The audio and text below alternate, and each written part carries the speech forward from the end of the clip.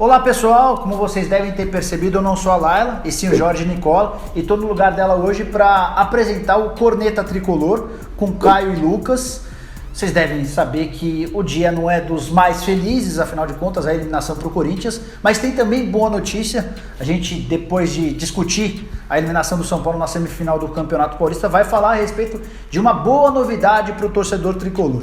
Então, começar falando com o Lucas e com o Caio sobre a eliminação. Vou dar minha opinião e depois vou dividir com vocês para que a gente possa discutir e debater. Boa. Acho que a eliminação é muito dolorosa pela forma como foi, com gols 47, mas é a eliminação que faz com que o torcedor, entre todas as últimas eliminações, saia com a cabeça mais erguida. Porque foi um São Paulo que desde o primeiro jogo brigou, com um São Paulo que conseguiu vencer o Corinthians e que, jogando na casa do adversário, criou chances e teve oportunidade para ganhar. Como é que vocês viram? Eu acho que apesar da eliminação dá pra gente destacar alguns pontos positivos do time, principalmente a postura que teve ali em Itaquera de não... O Corinthians não teve ali uma grande imposição do jogo no São Paulo, não pressionou tanto quanto a gente esperava. Apesar do São Paulo só se defender, ficou ali os 90 minutos para trás, só no contra-ataque. O Corinthians não teve grandes defesas, não deu grandes opções para o Sidão defender, não teve grandes tabelas, infiltrações na área e eu destaco principalmente os três volantes do São Paulo. Tanto o Jusilei, quanto o Lisiero, quanto o Petros. O Petros um pouco menos, que acho que faz uma temporada razoável para baixo. Mas o Lisiero, infelizmente, que perde o pênalti, é um baita de um jogador, tem um bom futuro aí com a camisa do São Paulo. E o Jusilei, todo mundo já conhece, o cara é monstro, volantão raiz, rouba a bola, e eu acho que é importante para dar essa defensiva boa pro São Paulo. E acho que a defesa contou bem também com o Arboleda e Bruno Alves, não sentimos do Rodrigo Caio a ausência dele, foi bem ele ficar no banco. Então acho que é isso, então apesar da gente ter sido eliminado, o São Paulo tem que ficar de cabeça erguida. Tem mais 2 mata-matas logo de cara, Atlético Paranaense e Rosário Central. Então acho que se jogar como jogou contra o Corinthians, eu acho que contra esses adversários que na minha opinião são um pouco mais fracos, o São Paulo pode aí sair classificado e sonhar com coisas maiores nos 2 campeonatos. Você, Lucas? Eu concordo com vocês, acho que o São Paulo fez a melhor partida contra um clube da Série A no ano, né? E dessa vez, como você falou, teve uma postura mais defensiva, mas eu acho que é bem diferente das outras vezes, porque essa eu acredito que foi muito mais uma estratégia do Aguirre, né, e do São Paulo, se manter lá atrás, esperando uma oportunidade de contra-ataque, e elas apareceram. O Trellis infelizmente perdeu um gol ali na cara do Cássio, tentou driblar, se ele chutasse ali de primeira, talvez a história fosse diferente. E na única vez que o Petros acertou um passe também ontem, ele desarmava muito, mas logo em seguida ele entregava a bola no pé do cara do Corinthians, então acho que não adiantava muita coisa. Mas igual vocês falaram, acho que podemos tirar grandes lições aí. A primeira é ter atenção nos 90 minutos, né? Porque no único minuto ali que teve uma desatenção, no 180 no geral, foi o que gerou a nossa desclassificação. Então, aquele famoso cai de pé, né? É meio chato ficar falando isso, é bem frustrante, é bem triste, mas dá pra ter boas perspectivas aí pro resto do ano e pros próximos mata-matas. Antes das cornetadas, para fazer valer o nome do programa, vamos elogiar e enaltecer quem que a gente acha que foi bem nos 2 confrontos. Para mim, o jogador do São Paulo que mais nos surpreendeu, que merece a melhor nota nos 2 confrontos é o Lisiero. Com certeza. O Lisiero, que praticamente não foi utilizado pelo Dorival, apareceu bem no jogo no Morumbi, marcando na frente, mordendo. Ele representou bem esse espírito novo que o Aguirre quer. E no jogo de ontem, fora de casa, contra a torcida adversária, parecia estar jogando em casa com tranquilidade, ajudando na saída de bola, sendo combativo. Então, para mim, ele foi o principal jogador do São Paulo. Eu queria que vocês apontassem o melhor jogador do São Paulo nos 2 confrontos. Eu concordo, também acho que foi o Lisiero. Acabou de chegar no profissional e parece que não sentiu o peso. Diferente de alguns jogadores do São Paulo que jogam há muito tempo no clube e parecem que sentem o peso. Ele chegou, ontem estava driblando na defesa, recebendo a bola e conseguindo armar com tranquilidade. Personalidade. E acho que além do Lisiero, do Arboleda, eu gostaria também de destacar o Bruno Alves, que a torcida gosta de criticar bastante ele. E teve uma atuação segura ontem, apesar de no último lance ali, não sei se foi falha dele, se foi do Militão, mas foi uma falta de desatenção que um Rodriguinho com 1,77 m cabecear sozinho no meio da área, é complicado. Mas eu destaco aí o Bruno Alves, que a gente pode pensar em vender o Rodrigo Caio, talvez mais pra frente, ficar com um zagueiro não tão irregular, se ele dá uma uma regularizada igual a partida de ontem, ele consegue ser titular do São Paulo. Tem o Anderson Martins aí também, Anderson né? Martins O problema machucado. dele é físico, mas estando 100%, acho que ele tem totais condições de ser titular. O Arboleda é muito seguro. O Arboleda, ele consegue reunir velocidade, o que não é comum para zagueiro, impulsão, força. No 1 contra 1 ele sai bem. O Arboleda é garantia de bom zagueiro para o São Paulo por algum tempo. Também acho. O Sidão pouco participou do jogo, o Cássio participou muito mais do que o Sidão. Só no primeiro tempo o Cássio fez uma baita defesa no pé do Trellis, aquela batida de escanteio do Nenê e teve a finalização do Militão.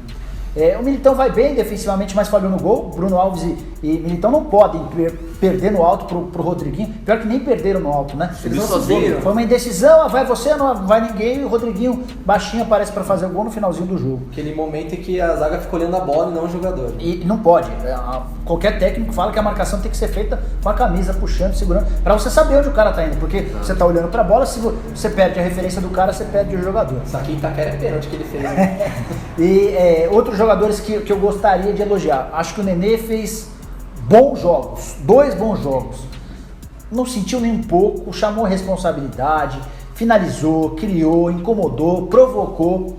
E a dúvida que eu fico, e até queria colocar em discussão, é: o Cueva volta para ser titular no lugar do Nenê? Não. Na minha opinião, nem volta. Não? Não volta. Voltar ele vai voltar. Voltar vai voltar, mas acho Não, que... volta ao time titular. Não, na minha opinião, não volta. Não Pra volta mim pro time também titular. não. Ele vai voltar esperando, vai ter que sentar no banco e esperar a vez dele. Porque a grande questão, só para te interromper, eu já te devolvo já, Claro. é que o São Paulo conseguiu ter 3 jogadores. Na minha opinião, o São Paulo errou ao contratar contratar Diego Souza e Nenê. Porque Cueva, Diego Souza e Nenê, eles ocupam o mesmo espaço no campo. Você tem 3 ótimos jogadores que disputam a mesma posição. E já deu para perceber que colocar os 3 juntos não dá. 3 jogadores lentos. Talvez dois dê para jogar se houver um comprometimento maior. Bom, vocês citaram aí, né, o Lisieiro, o Arboleda, o Bruno Alves. Acho que pra mim, um dos bons destaques pode ser o Trellis. O Trellis. É? Sério, cara. Ele é um atacante, ele não é um primor técnico, ele não é um Ronaldo, não é um Romário, aliás, está muito longe disso. Muito longe até do jogo, vai baixando um pouco o nível, né? Mas é um cara super esforçado. Eu acho que até na questão de entrega, de incomodar o zagueiro e tudo mais, eu acho que ele foi mais eficiente até do que o Prato, que também é um atacante melhor do que o Trellis, mas eu acho que ele vem demonstrando muita vontade, muita raça e incomodando a zaga, né? Tanto que nos últimos jogos, as principais jogadas de ataque saíram no pé dele. No gol lá contra o São Caetano, que ele fez pressionou e o goleirão deu aquela entregada. No jogo contra o Corinthians aqui no Morumbi, ele que roubou a bola e chutou na bola. Perdeu o gol, né? Ele que roubou a bola e chutou pra defesa do Cássio no rebote do Nenê. E outro também, ele fez uma boa partida, vai ficar marcado pelo gol que ele perdeu. Esse é o problema. Né? É assim, Lucas. ele é esforçado demais. Sim. Ele ajuda bastante no momento da saída de bola do adversário, porque ele marca, ele incomoda, ele enche o saco. Já deu para perceber que o Aguirre vai exigir um cara com a característica dele. Sim. Porque reparem a quantidade de vezes que o São Paulo procura ele e ele consegue dar casquinha. Mas não dá para perder o gol que ele perdeu. Não dá para perder um gol contra o Corinthians, na casa do Corinthians, cara a cara com o Cássio. Ele ainda dribla o Cássio, a bola fica ali pererecando, ele a decisão abandona. dele de driblar o Cássio foi errada. Tinha que ter chutado por cima. O Cássio estava completamente caído. É assim, o problema do Trellis é que falta recurso técnico. Sim, com certeza. Esforçado, tem um bom porte físico. Tem poucos gols na carreira também. 42, 43 gols. Mas falta talento. Mas a boa notícia a gente vai dar daqui a pouquinho, que tem a ver com essa posição de centroavante de camisa 9. Destaques negativos, vamos para a hora da cornetada. Eu cornetei demais o Petros pelo primeiro jogo, ao contrário de você, Caio. Eu acho que ontem ele fez um jogo bom. Acho que talvez tenha sido o melhor jogo dele no ano. Não é muita coisa, porque o ano do Petros é horroroso. Mas ontem eu gostei. Não gostei. O Marcos Guilherme eu senti muito preso. Corre muito, mas com a bola não é. Senti ele muito tímido, chamando pouco a responsabilidade. Acho que ele estava mais preocupado em marcar, né? Acompanhar o de Clay. Mas precisa incomodar, precisa chamar atenção, você precisa aparecer, senão. Ainda mais com a velocidade dele, né? Que joga ali na frente. E queria cornetar, acho que o Aguirre melhorou o São Paulo. Ponto, melhorou muito. E ele deu um espírito ao São Paulo que o São Paulo não tinha, e é o que o torcedor quer. Mas acho que o Aguirre errou a tirar o Nenê. Eu até no primeiro momento achei que o Nenê tinha pedido para sair, mas o repórter durante a transmissão deixou claro que o Nenê aguentaria mais alguns minutos. Até na saída dele, a câmera pegou e falou: porra, prof, não era para sair e tal, ele mesmo. Porque sabe qual é o problema, Lucas? A partir do momento da saída do Nenê, a bola começou a não ficar mais lá. Exato. Ele tava chamando a responsabilidade. Davam um bicão e o Nenê, aos trancos e barrancos, segurava a bola, conseguia colocar pro Trellis. A partir do momento em que o Nenê sai do campo, o Corinthians avança as linhas, o Carille também mexe bem, na minha opinião, colocando o Pedrinho, tirando nos volantes, e aí vira um jogo de ataque contra a defesa. Quando você não consegue atacar, quando você não incomoda o adversário vai se sentindo mais confortável e vai te atacando. Então, um puxãozinho de orelha para alguém que começa bem, mas eu não teria tirado o Nenê naquele momento, eu teria dado mais alguns minutos pro Nenê. Acho que vocês vão colocar o Diego Souza como grande cornetada, é isso? Grande cornetada, parece que o São Paulo contrata um jogador que vem outro, né? Porque o Nenê não. Parece que o São Paulo contrata um jogador e vem outro, porque o Diego Souza do Sport é completamente diferente do Diego Souza do São Paulo. Ele não rende. Ele não rende na frente e ele entra em campo num ritmo muito baixo. Ontem ele entra em jogo, parece que ele tá jogando uma pelada com os amigos dele, ele entra andando em campo, não mete aquela pressão nos zagueiros e perde o pênalti, né? Principal. Cássio no gol, Diego na bola, 1-0 pro Corinthians. A primeira cobrança do Vital foi gol. A primeira cobrança do Diego agora pro time do São Paulo. Partiu, pé direito, deu uma seguradinha. Outra, pé direito na bola, defendeu! Não vou cornetar porque ele perdeu o pênalti. Eu acho que vai muito mais essa disposição dele em campo que deixou a desejar e parece que é um cara que tá fora de forma física. Não sei se tá gordo, se tá cansado. Ele tá eu não pesado, sei. né? Tá pesado. Eu acho que eu discordo um pouquinho de você na parte do esporte, que mesmo lá ele já estava sendo cornetado tem um tempo com a torcida do esporte pichando os muros lá em Mas fez 21 gols na temporada. Sim, isso é inegável. Mas aí eu acho que eu concordo com você, a minha cornetada vai um pouco pro Diego Aguirre. Por quê? Na hora que ele tira o Nenê, eu já teria colocado o Diego Souza no lugar dele, não o Lucas Fernandes. Que é um cara mais pesado ali, para um jogo mais físico e tal, e jogando na sua posição, eu acho que ele renderia mais do que rendeu o Lucas Fernandes, que jogou bem também, mas eu acho que teria colocado o Diego Souza. E para tirar o Trellis, que a gente viu que cansou em determinado momento da partida, que ele já não fazia mais aquela pressão dos zagueiros, eu teria colocado o Brenner, que é um cara mais rápido, um cara mais de velocidade. E na chance de contra-ataque que o São Paulo teve, com o Diego Souza, que ele vai carregando e toca pro lado em vez de seguir reto, acho que o Brenner poderia ser mais decisivo nessa parte. Cabe uma explicação da diretoria ou da comissão técnica o que acontece com o Brenner. Por que ele, tão utilizado no início da temporada, parou de ser utilizado? Eu acho ele bem interessante, é um atacante que eu não esqueceria como tem sido esquecido. Sobre o Diego Souza, eu tenho visto muito torcedor São Paulino, e torcedor tem todo o direito de cornetar, porque o torcedor sente, né?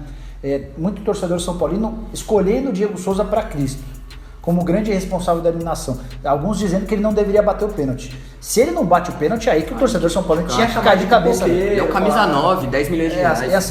O Diego tá muito abaixo dos 10 milhões que ele custou. Mas eu não desistiria dele. Eu acho que ele ainda pode render, eu acho que ele ainda pode ser útil. Sobre o comportamento, o espírito. De fato, ele entrou um pouquinho abaixo dos demais. Mas também é normal, os caras estão lá na pegada. Tem um lance em que ele sai, na teoria, cara a cara com o goleiro e não arranca. Sim. Eu achei que ele não arrancou porque ele sentiu que ele não tinha velocidade para chegar antes que os caras e preferiu gastar tempo. Sobre o pênalti, aí é uma coisa legal pra gente colocar no debate.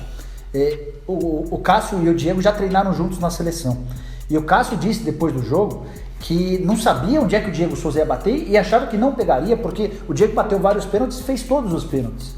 Mas acontece, uma infelicidade pro Diego, vai ser aloprado agora por muito tempo, porque é mais uma vez que o Diego perde pro Cássio no momento decisivo, mas faz parte. Eu, se fosse vocês, São Paulinos, torcedores, não sacramentaria que o Diego não serve. Eu acho que o grande problema nesse sentido sempre que há uma derrota, a torcida vai procurar um bode expiatório, vai procurar algum culpado. E nesse caso, o Diego tá tocando aqui direto, viu, Diego? O grande problema é que a torcida sempre vai procurar um bode expiatório na derrota.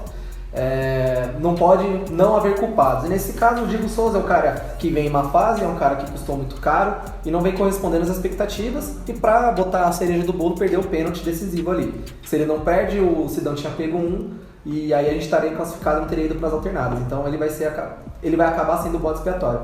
Mas eu concordo com você, é um cara que ainda merece a confiança. Muito provavelmente o Cueva vai embora depois da Copa. Dá pra ele assumir a titularidade. Dá pra assumir, o Nenê não vai... Acredito que fisicamente ele não tá apto pra jogar as 38, 39 rodadas do Brasileiro, mais Sul-Americana, mais Copa do Brasil. Então acho que ele vai ser uma peça importantíssima ainda pro elenco. Pra arrematar, antes de falar da boa notícia pro São Paulino. Atlético Paranaense e Rosário Central. Atlético na Copa do Brasil e Rosário Central na Sul-Americana.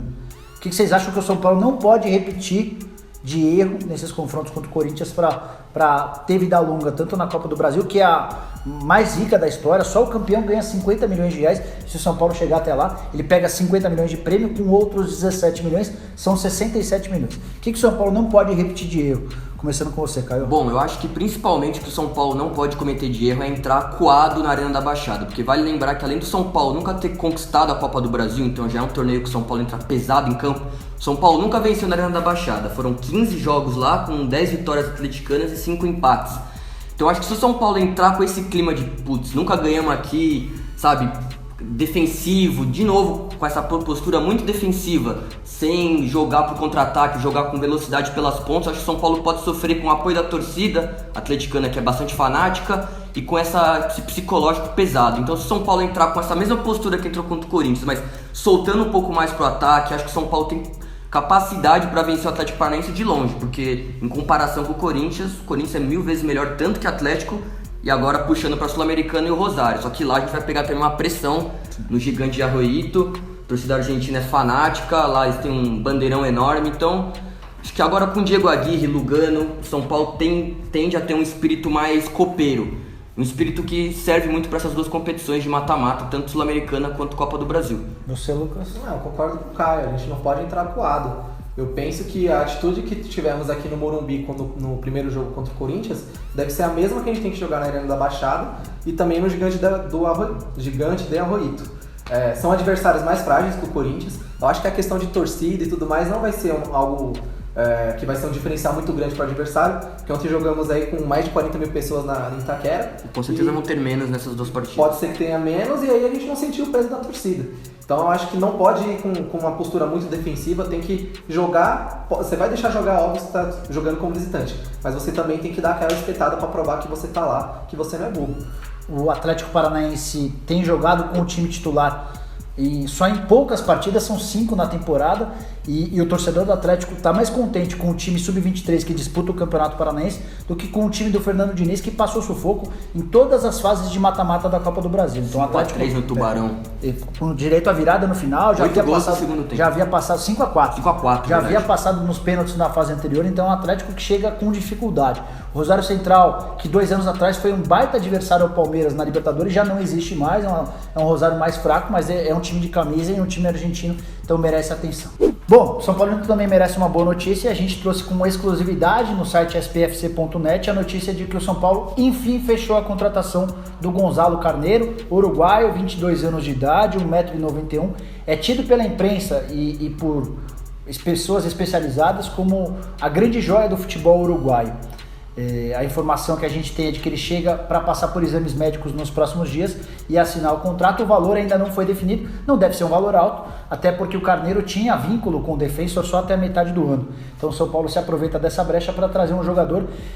Até cheguei a conseguir alguns áudios e mostrei para o Lucas e para o Caio de pessoas que conhecem muito bem o Carneiro.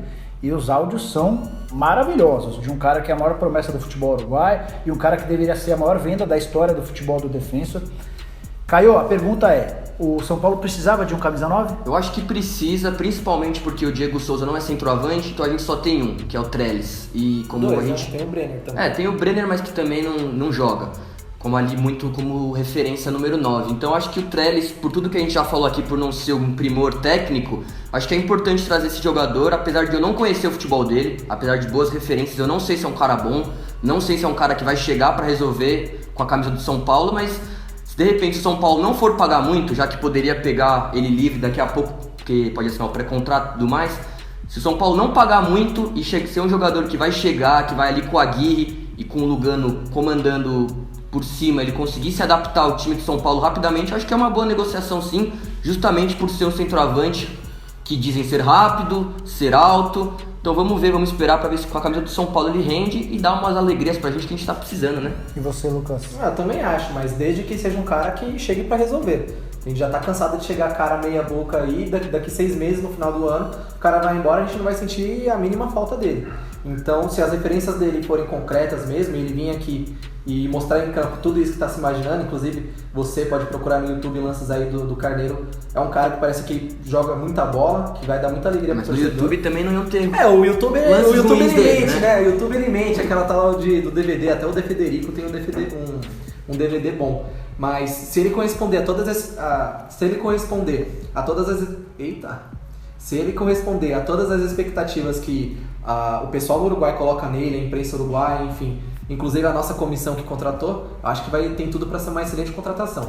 O Trellis é um cara bom para compor elenco, não dá para confiar ele como titular pro restante da temporada. E eu contrataria, escutando tudo que eu escutei a respeito dele, levando em consideração que o São Paulo está gastando pouco, que não daria era para gastar muito dinheiro, mas está gastando pouco. É uma negociação que eu faria, acho que a diretoria acerta, depois de cometer alguns equívocos, como trazer, por exemplo, Diego Souza, Nenê e Trellis, que são 3 jogadores com características de lentos, e aí você não tem velocidade e tal, mas acho que é uma aposta válida, só o tempo dirá.